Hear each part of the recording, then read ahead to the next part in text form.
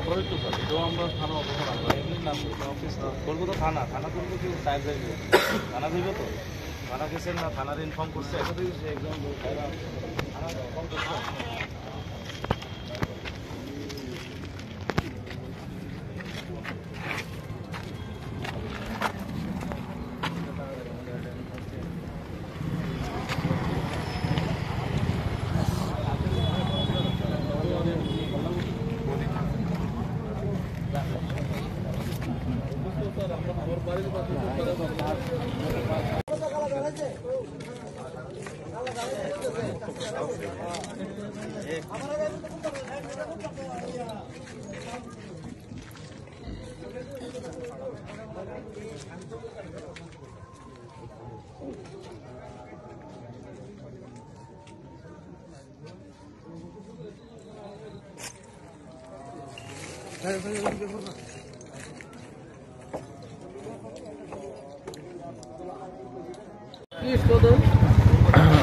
ওই আপনার আমাদের আগরতলার জয়পুরে আমরা আসার মানে আমি খালি গাড়িতে নাইমা খালি বাড়িতে গেছি ওই সময় আপনার কিছু দুষ্কৃতিকারী অন্ধকারের মধ্যে গাড়িটা ছিল ভাবছে যে আমি ছিলাম আমার ড্রাইভারকে আক্রমণ করছে আর আপনার গাড়িগুড়ি সব ভেঙে দিয়েছে।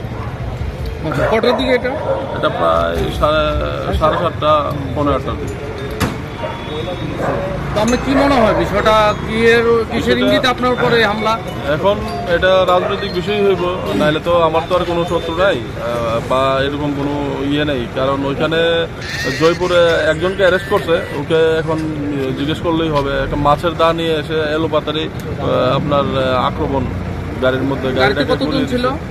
গাড়িটাতে শুধু আমার ড্রাইভারটাই ছিল আর আমরা খালি নেমে বাড়ির দিকে আসছিলাম হেঁটে। আচ্ছা, আপনার ড্রাইভার কি এমনি আহত হয়েছে? হ্যাঁ, আহত হয়েছে, ওর গলায় একটু মানে দায়ের গিয়ে লেগেছে। কোথায় আছে এখন? এখানে আছে, আর বিএসএফ ওকে বাঁচানো হয়েছে। তো আপনি এখানে এই মুহূর্তে আপনি কি প্রশাসনের দ্বারস্থ হয়েছেন? হ্যাঁ, আমি পিএসকিউতে আসছিলাম স্যারের সঙ্গে দেখা করতে, যে আমাদের কি নিরাপত্তা আছে, আমরা কি আদৌ থাকতে পারবো না এই সন্ত্রাস চলবে। তো স্যার বলছে, আশ্বাস দিয়েছে যে এগুলো বন্ধ হবে। এখন আমি থানায় যাচ্ছি, এফআইআর করবো। আচ্ছা, আপনি মনে করেন এই মাত্র 23 বিধানসভা নির্বাচন সম্পন্ন হলো, এর মাঝে বর্তমানে এহেন পরিস্থিতির মাঝেও একের পর এক সন্ত্রাস চলে যাচ্ছে, সেই বিষয়টাকে আপনি কোন নিরিখে দেখছেন? কি বলবো বলুন, এখন এই সন্ত্রাস তো একমাত্র প্রশাসনই বন্ধ করতে পারবে, তাছাড়া তো আর কেউ এই সন্ত্রাস বন্ধ করতে পারবে না। যা দেখছি এখন দিন দিন মাত্রা অতিরিক্ত আপনার সন্ত্রাস চলছে। আপনার দেখুন না, সারা বিশালগড় জুড়ে সন্ত্রাস, রানীবাজার, মানে সব জায়গায়, পুরো ত্রিপুরাতে এডিসি বাদ দিলে আপনার পুরো এডিসির বাইরে পুরো ত্রিপুরাতেই সন্ত্রাস চলছে। আপনি এর জন্য কাকে দায়ী করবেন? এর জন্য আমি কাকে দায়ী করবো? এলাকার যারা মানে যে দুষ্কৃতিকারীরা আছে, তারা তো কিছু নেতাদের ছত্রছায়াই এগুলা করছে, তাহলে তো এগুলো করতে পারবে। তারা কোনো নেতার আশ্রয়ে? নিশ্চয়ই কোনো নেতার আশ্রয় করবে, নাহলে এত বড় আক্রমণ কিভাবে হবে বলুন।